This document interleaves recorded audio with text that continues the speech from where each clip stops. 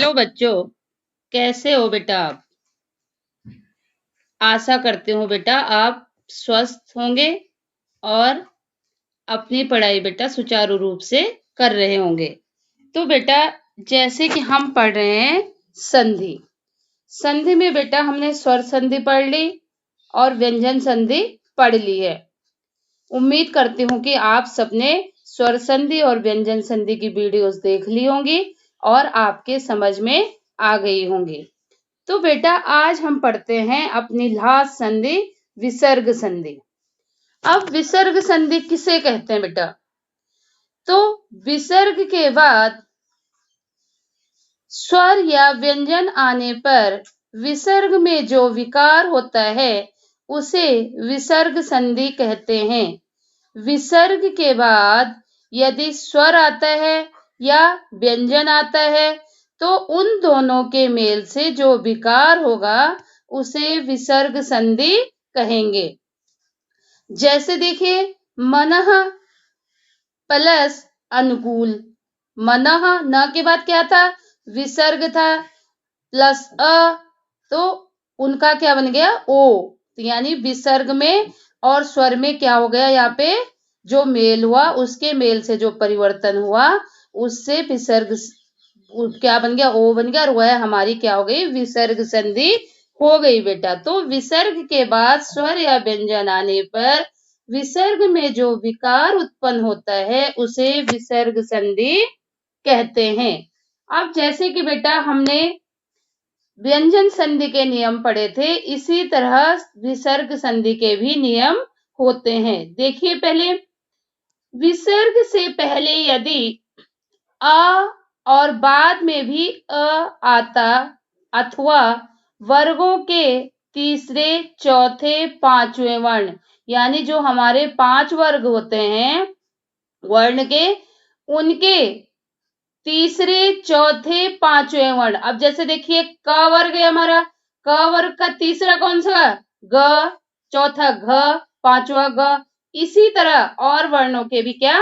तीसरे, चौथे और पांचवें वर्ण अथवा य, र, ल, व हो तो विसर्ग का ओ हो जाता है। देखिए बेटा एक बार फिर समझिए। विसर्ग से पहले यदि अ और बाद में भी अ अथवा वर्गों के तीसरे, चौथे, पांचवें वर्ण अथवा य, र, ल, व हो तो विसर्ग का ओ हो जाता है। जैसे देखिए मनः प्लस अनुकूल। अब मनः न के बाद क्या है? विसर्ग। तो विसर्ग प्लस अ यानी स्वर, इन दोनों के मेल से क्या हो गया? ओ। तो ये क्या हो जाएगा? मनोकूल। से अधः प्लस गति। देखो विसर्ग प्लस व्यंजन, और व्यंजन कौन सा? वर्ग का तीसरा वर्ण है ना ये। तो अधः प्लस गति अधोगति। मनः प्लस बल मनोबल।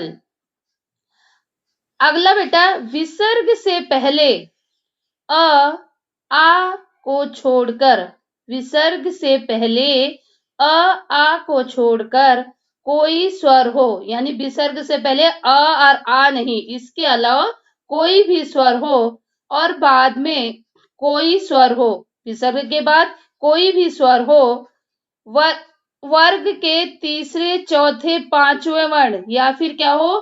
किसी भी वर्ग का तीसरा, चौथा, पांचवा वर्ण या य, र, ल, व, ह में से कोई हो तो विसर्ग का र या र हो जाता है।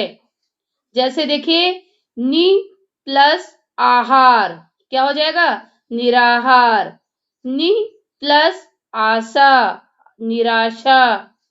नि प्लस धन निर्धन। अगला देखिए बेटा विसर्ग से पहले कोई स्वर हो, विसर्ग से पहले कोई स्वर हो और बाद में च, छ या श हो तो विसर्ग का श हो जाता है। जैसे नि प्लस चल निश्चल। नि प्लस छल निश्चल, दु प्लस शासन दुशासन। अगला बेटा, विसर्ग के बाद यदि त या स हो तो विसर्ग का श बन जाता है। जैसे क्या बोला यहाँ पे देखो, विसर्ग के बाद यदि त या स हो तो विसर्ग का श बन जाता है। विसर्ग के बाद अगर त होगा या श होगा तो उसका क्या बन जाएगा, श हलंत, आधा जिसे बोलते हैं वह बन जाएगा। जैसे नमः प्लस ते नमस्ते, नि प्लस संतान निसंतान, दुह प्लस साहस दुस्साहस, दु प्लस साहस दुस्साहस। नेक्स्ट बेटा, विसर्ग से पहले ई उ और बाद में क ख ट ठ प फ में से कोई वर्ण हो तो विसर्ग का श हो जाता है। जैसे देखिए, नि प्लस कलंक निष्कलंक, चतु प्लस पाद चतुष्पाद, नि प्लस फल निष्फल। अगला है बेटा, यदि क प फ से पूर्व विसर्ग हो तो ज्यों के त्यों बने रहते हैं। यदि क प और फ इनसे पहले अगर विसर्ग होगा तो वह विसर्ग क्या होगा, ज्यों के त्यों बना रहेगा। जैसे देखिए, अधः प्लस पतन अधः पतन, पयः प्लस पान पयः पान, अंत अंतः प्लस पुर अंतःपुर, प्रातः प्लस काल प्रातः काल, अंतः प्लस करण अंतःकरण। अगला बेटा, यदि विसर्ग के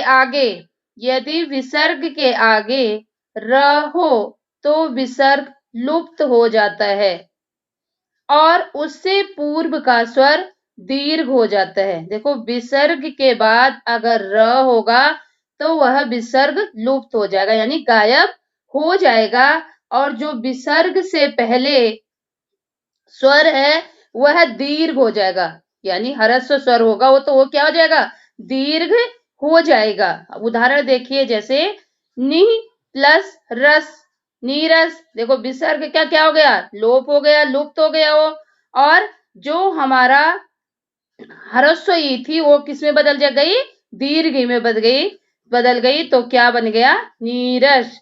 नि प्लस रज नीरज, नि प्लस रोग निरोग, नि प्लस रव नीरव। लास्ट देखिए बेटा, यह है विसर्ग का लोप। यदि विसर्ग से